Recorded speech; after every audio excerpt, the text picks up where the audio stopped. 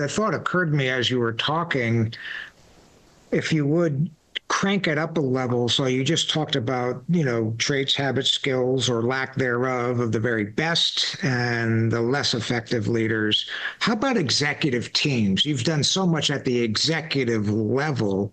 And as you know, you could have an executive team loaded with individual talent, franchise players, every one of them. Yep. Yet it's not a, say, Super Bowl winning executive team, mediocre at best, sometimes inferior, a lack of results. So what do you see? What attributes, habits, practices have you found are common among the most effective leadership teams, executive level leadership teams? Well, this may sound quaint, but they're all in it together. They are working toward common aims, a common vision.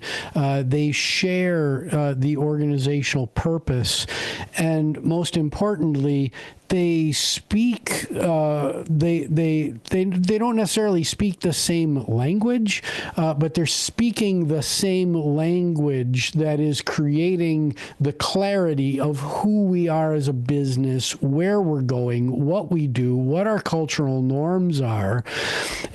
Because on the flip side is an environment where the senior leadership team gets together and there's a bunch of head nodding and yeah behind closed doors, maybe a few fights here and there, and everybody shakes hands and says they're going to go out and talk to their teams on a level playing field with the same message.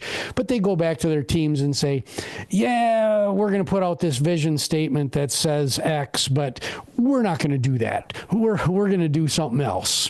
And some of the biggest interpersonal conflicts that can happen in an organization happen in the C-suite, because those same egos that we talked about before, they start colliding and everybody's jockeying for position.